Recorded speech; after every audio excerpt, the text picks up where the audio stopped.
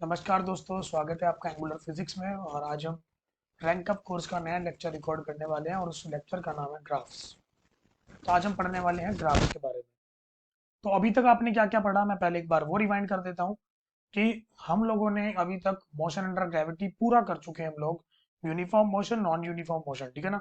हर एक चीज के बारे में आप जान चुके हो कि यूनिफॉर्म मोशन को कैसे एनालाइज करते हैं, नॉन यूनिफॉर्म मोशन को कैसे एनालाइज करते हैं, और मोशन अंडर ग्रेविटी को कैसे एनालाइज करते हैं। What are the sign convention, what are the formulas, what are the relations, सुनो। तो आज हम बात करने वाले हैं कि ग्राफ्स को कैसे हम देख सकते हैं, ग्राफ को कैसे हम पहचान सकते हैं कि कौन सा ग्राफ किसके लिए बनाना है, ठीक है ना। सबसे पहली बात कि अगर आपने मेरा लेक्चर नहीं देखा है, मैंने आपको ग्राफ्स के बारे में कुछ थोड़ी सी बातें बताई थी बेसिक मैथमेटिक्स में। अगर वो आपने नहीं देखा तो प्लीज मेरी इसी प्लेलिस्ट में, रैंक अप कोर्स की प्लेलिस्ट में एक लेक्चर पड़ा हुआ है ग्राफ के बारे में, ठीक है ना। वो पहले वो लेक्चर देखो, उसके बाद इस लेक्चर पे आओ। अगर वो लेक्चर यहाँ पे देख के आओगे तो आपको बहुत आसानी होने वाली है पूरा कंसेप्ट समझने में, ठीक है ना। बट फिर भी अगर वो नहीं भी देखा है तो फिर भी आप इस वीडियो में बने रहो लास्ट तक, मैं आपको पूरा समझाऊंगा कैसे कैसे हम लोग किसी चीज को समझ सकते हैं और कैसे कैसे हम ग्राफ बना सकते हैं, ठीक है। सबसे पहली बात कि मैं आपको बताता हूँ जो हमारे मेन थ्री ग्राफ्स होते हैं वो कौन कौन से होते हैं। सबसे पहले हम वही समझते हैं, ठीक है ना। तो हमारे पास मेन जो तीन ग्राफ होते हैं मैं आपको बताऊं तो वो होते हैं हमारे पास, एक तो होता है एक्सटी, आप इसको बोल सकते हो डिस्टेंस टाइम ग्राफ, ठीक है ना। एक होता है वीटी और एक होता है एटी, ठीक है। Do you know what is x t, v t and a t? No? Just wait, आपको अभी पता लगने वाला है क्या होता है। तो जैसे कि मैं अगर इन तीनों ग्राफ की बात करूं, व्हाट इज एक्सटी, एक्सटी का मतलब मैं डिस्टेंस टाइम भी बोल सकता हूँ, डिस्प्लेसमेंट टाइम भी बोल सकता हूँ। एक वीटी हो गया हमारा वेलोसिटी टाइम या स्पीड टाइम, और एक एक्सेलरेशन टाइम हो गया, ठीक है ना। अगर मैं आपको सीधी सीधी बात बताऊं तो एक्सटी ग्राफ, देखो हमने पढ़ा था कि ग्राफ की दो चीजें काम की होती है। कौन कौन सी काम की होती है, बताओ फटाफट एक बार। एक्सटी की दो चीजें काम की होती है, कौन कौन सी? एक होता है स्लोप, एक होता है एरिया, है ना। Slope, area, yes sir. इसके भी दो चीजें काम की, स्लोप, एरिया, बिल्कुल सही। इसकी भी दो चीजें काम की, एक तो स्लोप और एक एरिया, है ना। इन दो ही चीजों से काम करते हैं हम, या तो हम ग्राफ का स्लोप निकालते हैं या फिर ग्राफ का एरिया निकालते हैं। सबसे पहले सोचते हैं डिस्प्लेसमेंट टाइम का स्लोप आपको क्या देगा। तो अब सोचो D x by d T कोई फॉर्मूला था क्या? D x by d T, yes sir, किसका था फॉर्मूला? वेलोसिटी का, है ना। तो इसका स्लोप आपको देगा वेलोसिटी। क्या देगा? वेलोसिटी, याद रखो क्या देगा? वेलोसिटी। अच्छा भाई, अब सोचते हैं एरिया के बारे में। क्या एक्स इंटू टाइम मतलब डिस्टेंस इंटू टाइम कोई फॉर्मूला पढ़ा है क्या आपने? कुछ लोग बोल रहे हैं स्पीड का होता है, नहीं, गलत बात। अब डिस्टेंस इंटू टाइम नहीं होता, वो डिस्टेंस अपॉन टाइम होता है ना। तो डिस्टेंस इंटू टाइम किसी का फॉर्मूला नहीं होता, मतलब एरिया को कोई यूज नहीं है, नो यूज। ग्रेट। अब आते हैं वीटी पे। अगर मैं वीटी की बात करूं तो वीटी का स्लोप आपको क्या देता है, सबसे पहले सोचते हैं। तो वीटी का स्लोप मतलब डीवी बाई डी टी किसका फॉर्मूला होता है? एक्सेलरेशन का ना। तो ये आपको देगा acceleration. Oh my God. Area क्या देगा? क्या v डॉट डी टी किसी का फॉर्मूला होता है क्या? स्पीड इंटू टाइम किसी का फॉर्मूला होता है क्या? वेलोसिटी इंटू टाइम किसी का फॉर्मूला होता है क्या? तो मैं बोल सकता हूं ये आपको देगा डिस्प्लेसमेंट। क्या देगा? डिस्प्लेसमेंट देगा। क्या देगा? डिस्प्लेसमेंट। आगे बढ़ते हैं, बढ़े आगे, बोलो फटाफट। चलो, एटी का स्लॉप बताओ। A D A by d T कहीं पढ़ा है क्या? हाँ, जर्क होता है, जर्क का आपको कोई काम नहीं है, तो स्लॉप का नो यूज। जस्ट वेट, इसका हमारे पास कोई यूज नहीं है, ठीक है ना। एरिया क्या देगा बोलो?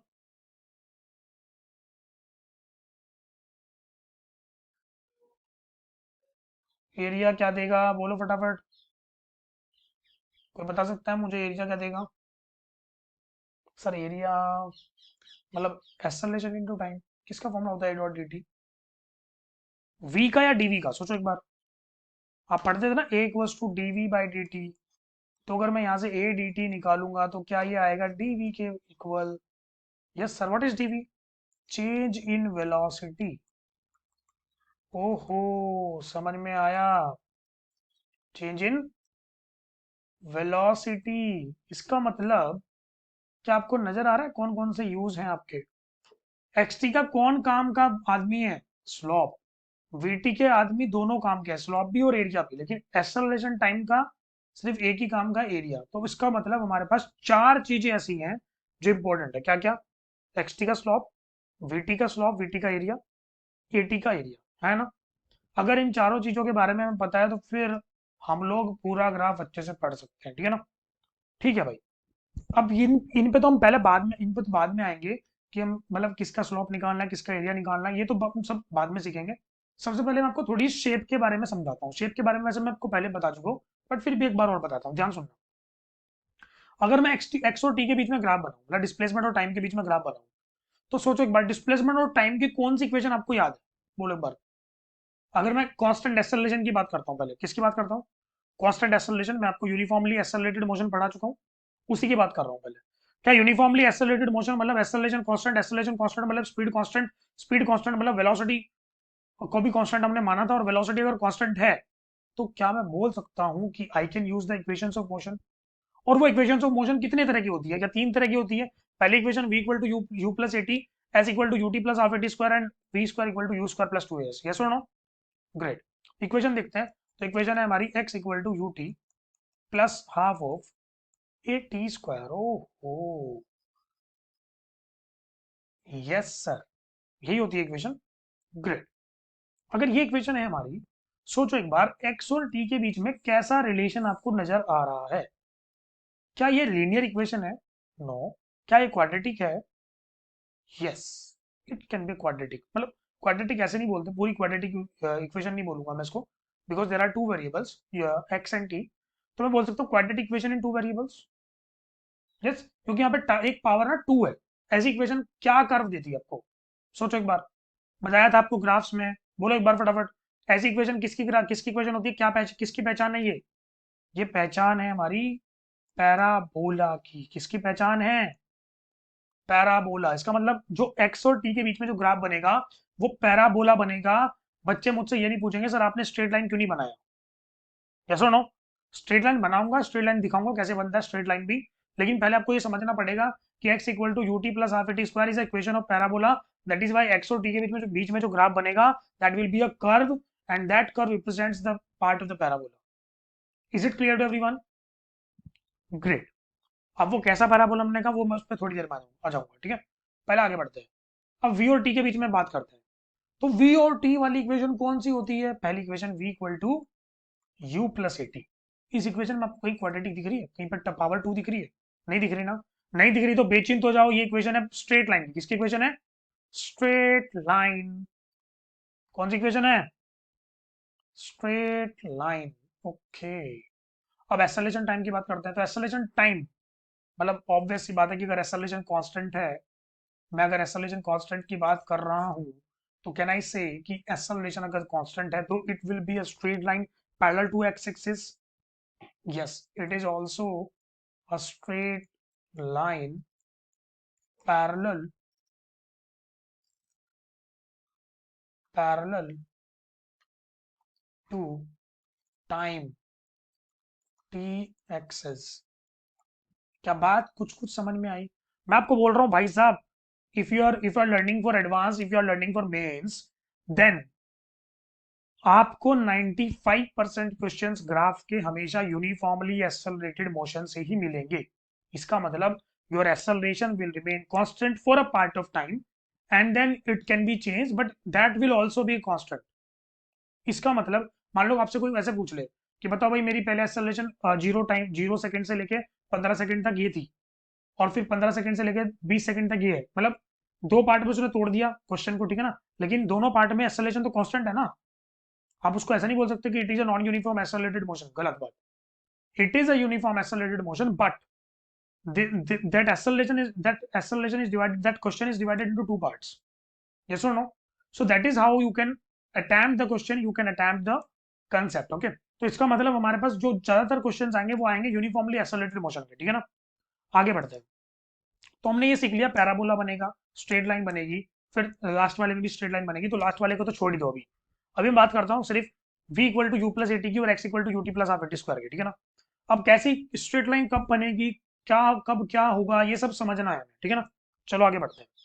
तो अब जैसे कि फॉर एग्जाम्पल अगर मैं x equal to u t plus half a t square की बात करूँ, हमने बोला कि इट इज अ पैराबोला। तो पैराबोला भी बहुत तरह के होते हैं अलग अलग, है ना। सर कौन सा पैराबोला, कैसे पैराबोला, कौन सा समझ में हमें नहीं आ रहा समझ में। तो मैं बोल रहा हूँ कि अगर मान लो कि आप एक्स और टी के बीच में ग्राफ बना रहे हो, ठीक है ना, एक्स और टी के बीच में ग्राफ बना रहे हो, ठीक है ना। तो पैराबोला ऐसा भी हो सकता है, एक मिनट, पैराबोला ऐसा भी हो सकता है और पैराबोला ऐसा भी हो सकता है। यस। तो मान लो कि पहला वाला पैराबोला है या दूसरे वाला पैराबोला है, कौन सा पैराबोला कब बनेगा पहले ये सोचना है। अच्छी बात है, ध्यान से सुनो मेरी बात, जो मैं बोल रहा हूँ बहुत दिमाग दिमाग में डाल देनी है एकदम बात। भाई साहब जैसे मैं बिल्कुल भी ऐसे नहीं पढ़ाता, कन्वेंशनल टीचर की तरह नहीं पढ़ाता मैं थोड़ा सा अलग टाइप से जाता हूँ। मैं जानता हूँ कि भाई बच्चों को ट्रिक चाहिए याद रखने के लिए कोई भी चीज। तो ध्यान सुनना जरा मेरी बात।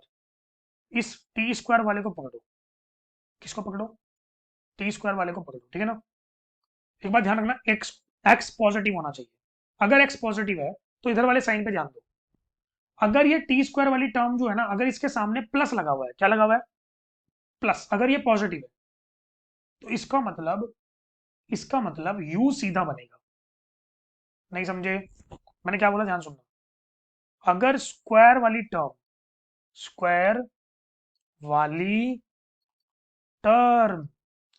अगर ये पॉजिटिव है तो यू बनेगा सीधा, आया ना।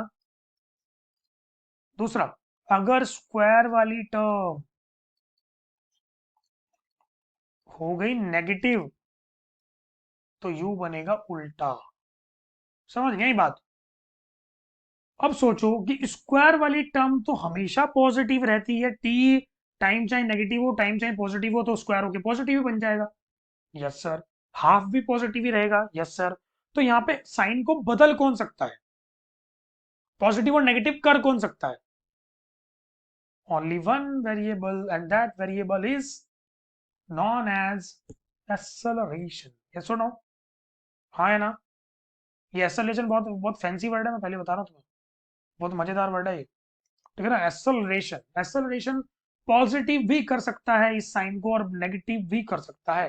तो इस साइन पे प्रभाव डालने वाला, अपने अपने अपने शक्ति को यूज करने वाला इस साइन के ऊपर, वो कौन है, वो है एक्सेलरेशन। यस और नो। अच्छा जी। तो एक्सेलरेशन मतलब अगर आप सर आप ये बोलना चाहते हो स्क्वायर वाली टर्म अगर पॉजिटिव होगी इसका मतलब एक्सेलरेशन पॉजिटिव होगी। हाँ एग्जैक्टली exactly। मैं यही बोलना चाहता हूँ, ठीक है ना। तो इसका मतलब अगर एक्सेलरेशन पॉजिटिव है that means your parabola will be I can say will be concave upwards, yes or no. And if your acceleration is negative somewhere, then your parabola will be concave downwards. No, have you got this, is it clear to you? So I can say the equation, the shape of the parabola of xt graph will depend on the acceleration. If acceleration is positive, that will be like this, or that can be like this if acceleration is negative. Okay. It this जो इसका focus होता है, जो इसका sorry जो इसका vertex होता है, वो डिपेंड करता है कि हमारी वैल्यूज क्या क्या है, वो छोड़ दो आप, उस पर आपको ध्यान नहीं देना। You are learning physics not mathematics, okay. तो ऑब्वियस सी बात है कि हमें सिर्फ इतना सीखना है, कब सीधा पैराबोला कब उल्टा पैराबोला, है ना। अच्छा, दूसरा क्वेश्चन, सर क्या कभी डिस्टेंस डिस्प्लेसमेंट और टाइम का ग्राफ कभी लीनियर हो सकता है, स्ट्रेट लाइन हो सकता है। यस, क्यों नहीं हो सकता, ऑब्वियस सी बात है। If you have the equation x equals to ut plus half at square and if you put acceleration equals to 0 in this case, then it will be x equal to ut because this term will come to 0. yes sir। acceleration 0 कब होता है, जब आपकी velocity constant हो जाती है। तो for your uniform motion, for the uniform motion, this x and t graph will be a straight line like this.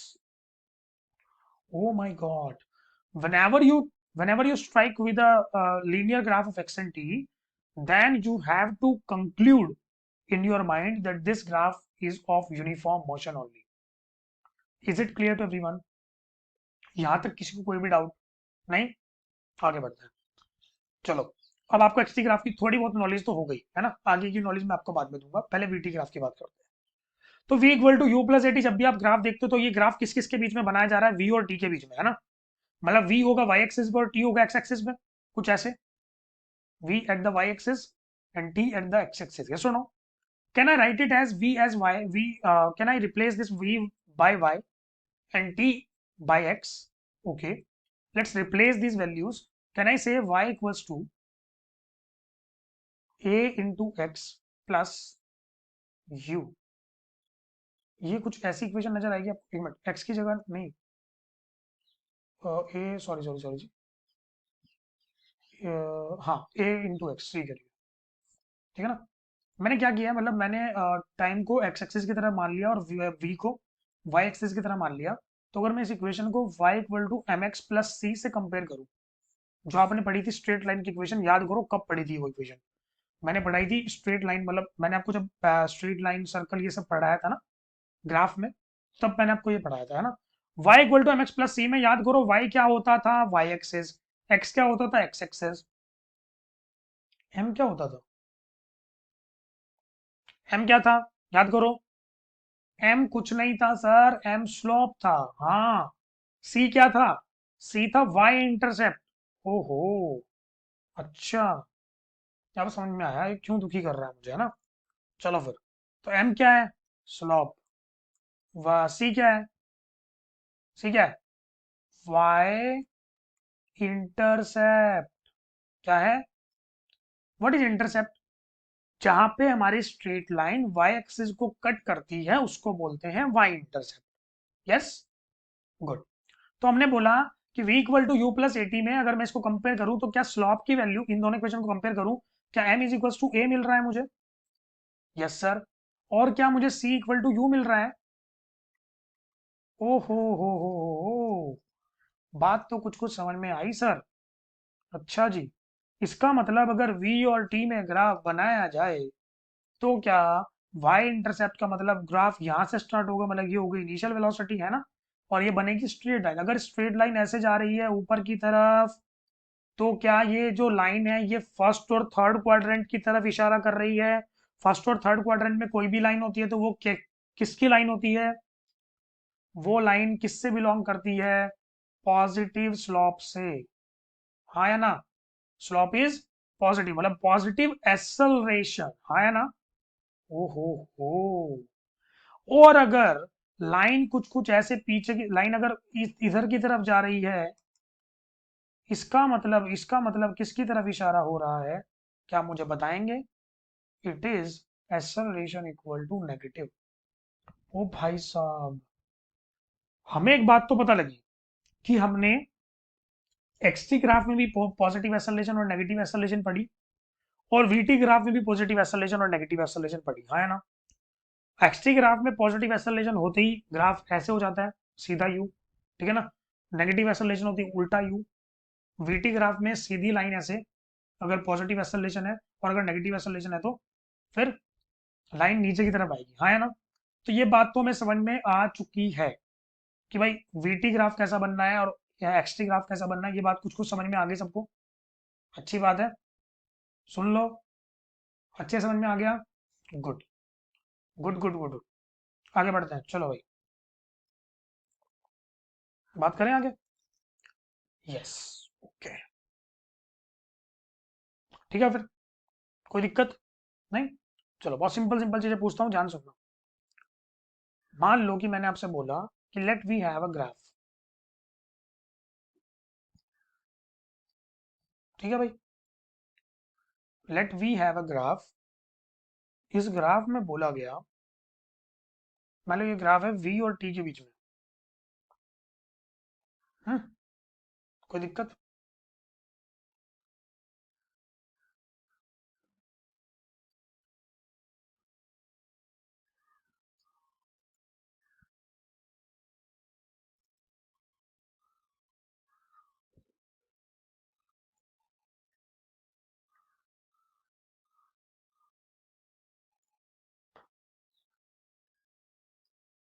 ये है मान लो 2 सेकंड, ये है 5 सेकंड का समय, और ये है 7 सेकंड का समय, ठीक है।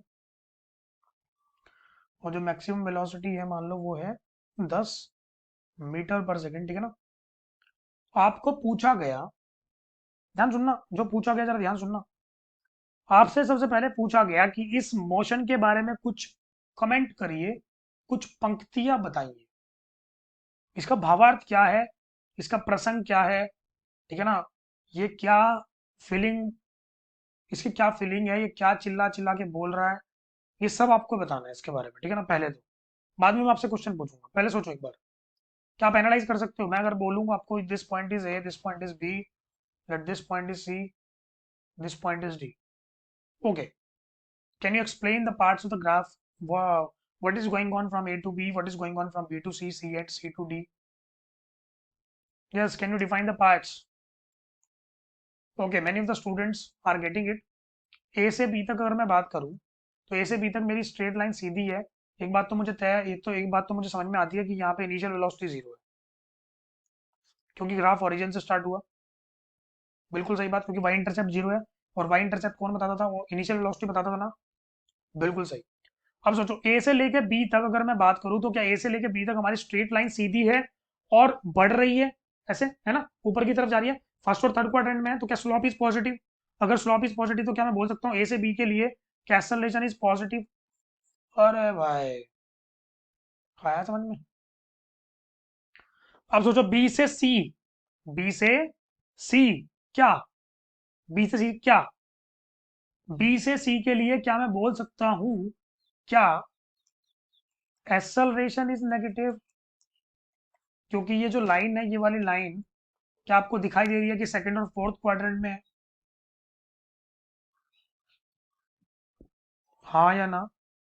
बट इन दोनों में एक खास बात है, ए बी और बी सी में, कि वेलोसिटी इज पॉजिटिव। क्या पॉजिटिव है? वेलोसिटी, है ना। आगे बढ़ते हैं, सी से डी तक क्या दोबारा फिर एक्सेलरेशन नेगेटिव? लेकिन इस बार वेलोसिटी भी नेगेटिव हो गई भाई साहब। ओहो भाई साहब, ये बात समझ में आई कुछ कुछ मुझे। इसका मतलब, ध्यान सुनना मेरी बात जरा, इसका मतलब कुछ कुछ ऐसा हो रहा होगा कि ये बॉडी मान लो यहां से स्टार्ट हुई ए पॉइंट से, ठीक है ना, बॉडी इधर की तरफ जा रही थी, इधर की तरफ जा रही थी, इधर की तरफ जा रही थी, बी पॉइंट तक इस बॉडी की वेलोसिटी भी इधर ही थी और एक्सेलरेशन भी इधर ही थी। वी और ए दोनों साथ में थे, दोनों सेम डायरेक्शन में थे, तो क्या वेलोसिटी बढ़ रही होगी? यस सर, यहां से जीरो थी और यहाँ पे घट, बढ़ बढ़ के 10 हो गई, हाँ है ना। ओहो, अब बी से सी तक क्या हुआ, जरा कहानी सुनने, बहुत इंपॉर्टेंट बात। बी से सी तक बॉडी की वेलोसिटी तो इधर इधर ही थी, लेकिन बॉडी पे एक्सेलरेशन दूसरी तरफ लगने लग गई, इसकी नीयत खराब होगी एक्सेलरेशन की, ठीक है ना। और नीयत खराब होती, इसने बोला भाई अब मैं तुम्हें, अब नहीं मैं छोड़ूंगी तुझे, है ना। तो एक्सेलरेशन नेगेटिव डायरेक्शन में लगने लगी और वेलोसिटी पॉजिटिव डायरेक्शन में लग रही थी। तो अब बोला एक्सेलरेशन ने कि अब तुझे मेरे साथ जाना पड़ेगा। तो ये वेलोसिटी 10 से घट घट के जीरो हो गई यहाँ पे आगे, है ना। हुई या नहीं हुई, बोलो फटाफट। जी बिल्कुल सही बात। अच्छा जी, फिर सी से, अब बॉडी की वेलोसिटी जब जीरो हो गई और एक्सेलरेशन तो अभी भी लग रही है उसके ऊपर नेगेटिव डायरेक्शन में, है ना। अब जब एक्सेलरेशन नेगेटिव डायरेक्शन में लगे जा रही है, लगे जा रही है, लगे जा रही है, तो जब वेलोसिटी बॉडी की जीरो हो गई तो क्या वो मजबूर हो गया अब एक्सेलरेशन के साथ जाने में, जाने के लिए? मैंने बताया था, जब आपकी वेलोसिटी जीरो हो जाएगी तो आप एक्सेलरेशन के साथ जाओगे। तो आपने क्या किया, अपनी अपने मोशन को मोड़ दिया, मतलब कि आप रिवर्स डायरेक्शन में चलने लग गए, डी पॉइंट तक आ गए आप कुछ वेलोसिटी से, हाँ है ना। मतलब अब आपकी वेलोसिटी दोबारा बढ़ रही है, लेकिन नेगेटिव डायरेक्शन में बढ़ रही है, उल्टी डायरेक्शन में बढ़ रही है।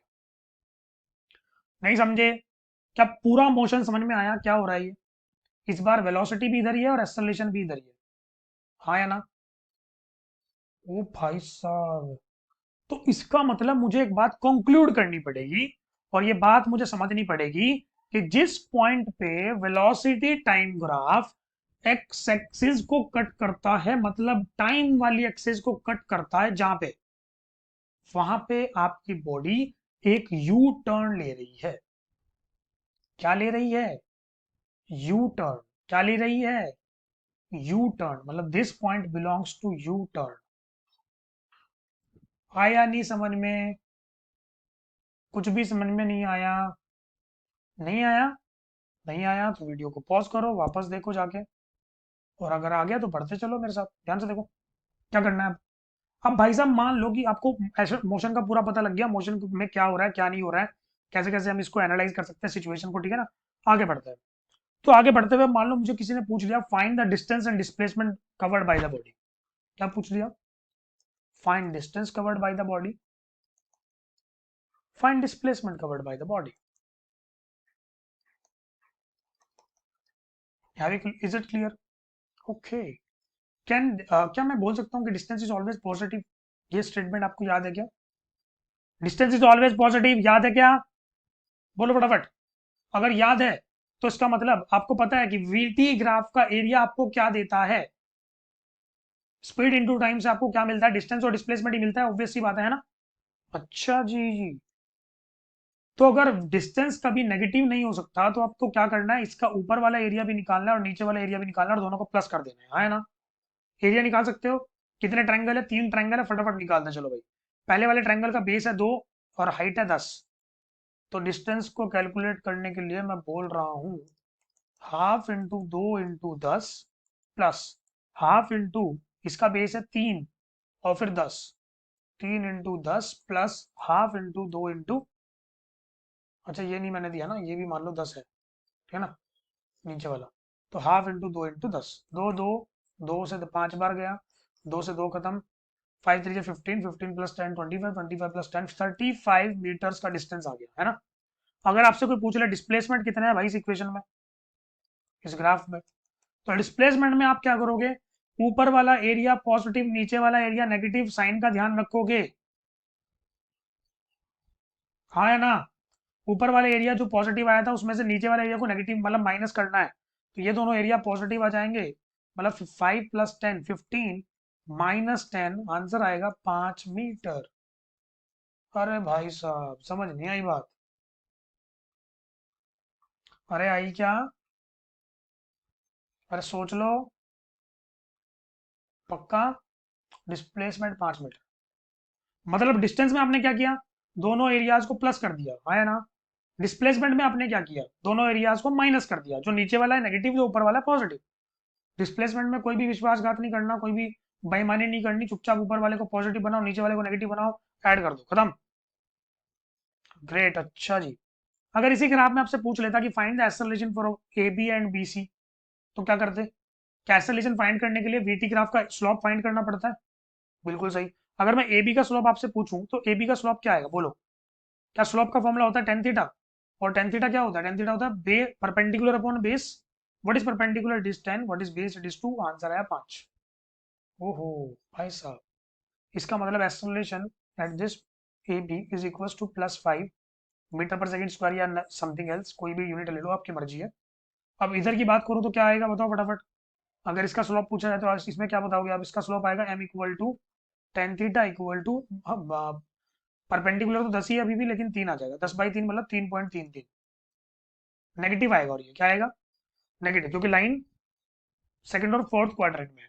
क्या इतनी बात समझ में आई? वीटी ग्राफ का कुछ कुछ बात पता लगी? बोलो फटाफट। अब मैं इसी ग्राफ से आपको एक्सटी ग्राफ में कन्वर्ट करके दिखाता हूँ, ये वाला ग्राफ, ठीक है ना। क्या आप एक्सटी ग्राफ में कन्वर्ट कर सकते हो? बताओ फटाफट पहले। कर सकते हो क्या? करने की कोशिश करते हैं एक बार। मैं भी करने की कोशिश करता हूँ, साथ में मिलकर करते हैं, ध्यान से देखो।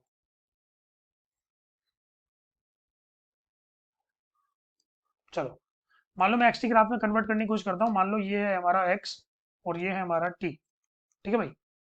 गुड। अब सोचो आप ए से लेके बी तक क्या हो रहा है, सबसे पहले सोचो। ए से लेके बी तक आपने बोला सर एक्सेलरेशन भी पॉजिटिव है, वेलोसिटी भी पॉजिटिव है, अच्छी बात है। अगर एक्सेलरेशन पॉजिटिव थी तो आपको याद करो कि आपको कैसा यू बनाना था? आपको यू बनाना था ऐसा सीधे वाला यू, है ना। तो इसका मतलब आपने ओरिजिन से स्टार्ट किया मान लो अपना मोशन, तो आपकी वेलोसिटी यहाँ से कुछ कुछ ऐसा पैराबोला बनता हुआ आपको नजर आएगा, है ना।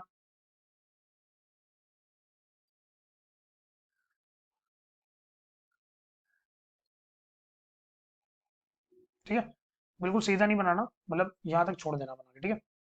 ये सीधे वाले यू का पार्ट है ना। तो ये हो गया हमारा ए से लेके बी तक का पॉइंट। अब आपकी वेलोसिटी क्या हो गई? 10 हो गई ना। बहुत अच्छी बात, आगे बढ़ते हैं। अब बी से लेके सी तक क्या हुआ? बी से लेके सी तक ना एक्सेलरेशन नेगेटिव थी और वेलोसिटी भी वेलोसिटी अभी भी पॉजिटिव है ना। अच्छा जी। तो अब सोचो कि क्या सी पॉइंट पे जाने के बाद आपने यू टर्न लिया था क्या? यू टर्न का मतलब क्या? आपकी वेलोसिटी जीरो हुई थी क्या? अच्छा, एक्स टी ग्राफ में वेलोसिटी जीरो पहचानने का मतलब क्या होता है कि आपका slope parallel to x axis होना चाहिए। क्यों? ऐसा मैंने क्यों बोला, याद करो। देखो, एक्स टी ग्राफ का स्लोप आपको क्या देता है? वेलोसिटी। हाँ है ना? और हम स्लोप कैसे निकालते हैं? टेंजेंट। टेंजेंट मार मार के, है ना? ठीक है भाई, अब मैं तुम्हें बना के दिखाता हूँ, ध्यान सुनना। बी से लेकर सी तक का ग्राफ ना कुछ ऐसे ऐसे जाएगा।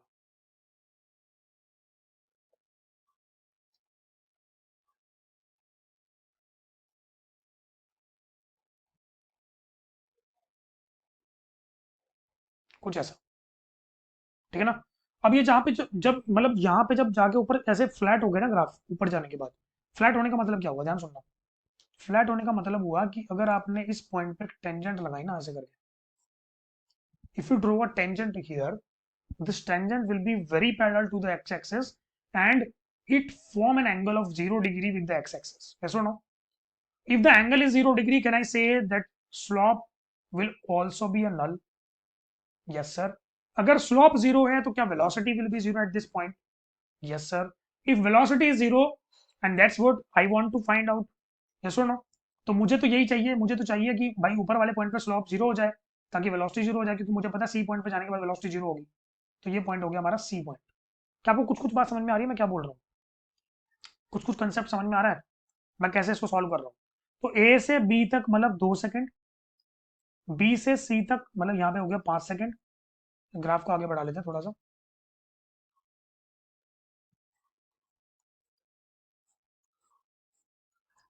ये हो गया 5 सेकंड, ठीक है।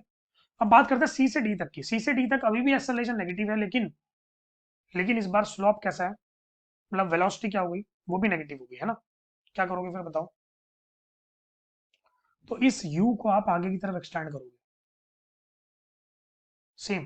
भाई मुझे पता है एक्सेलरेशन नेगेटिव है, तो एक्सेलरेशन नेगेटिव का मतलब यू तो उल्टा ही बनना है, लेकिन इसको आगे की तरफ एक्सटेंड करना पड़ेगा ऐसे कुछ। और बाद में आपके आने के बाद आपकी वेलोसिटी दोबारा फिर क्या थी? 10 थी ना? तो आप पूरा फ्लैट नहीं बनाओगे एकदम ग्राफ, थोड़ा सा यहाँ तक यहाँ पे छोड़ दोगे, ठीक है ना? क्योंकि फ्लैट होने का मतलब हो जाता है कि आपकी वेलोसिटी मींस आपकी tangent is parallel to the y axis and your slope is infinity. That is why you can not make it very parallel to the y axis. So this is 7 second.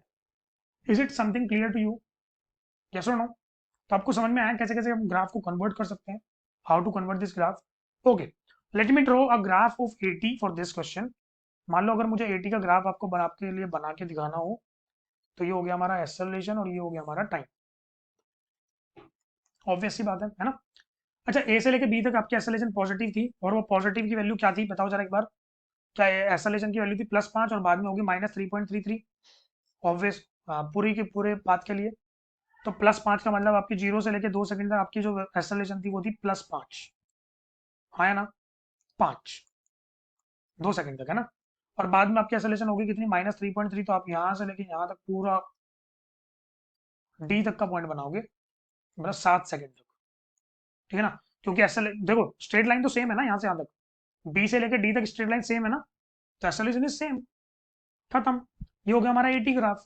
बहुत simple. It's -3.33। हाँ या ना? तो क्या आपको graph के बारे में थोड़ी बहुत इंफॉर्मेशन पता लगी? अब आपको मैं क्वेश्चंस नेक्स्ट वीडियो में आपको आपके लिए कुछ क्वेश्चंस लेके आ रहा हूँ ग्राफ के ऊपर। वो ग्राफ के क्वेश्चन मिलकर साथ में सॉल्व करेंगे, लेकिन इस वीडियो को देखना बहुत जरूरी है अगर ग्राफ के क्वेश्चन सॉल्व करने हैं तो। Is it clear to you? Great. तो फिर मिलते हैं अगली वीडियो में। तब तक के लिए थैंक यू। ध्यान रखें और चैनल को लाइक और सब्सक्राइब जरूर करते रहे भाई। Thank you all.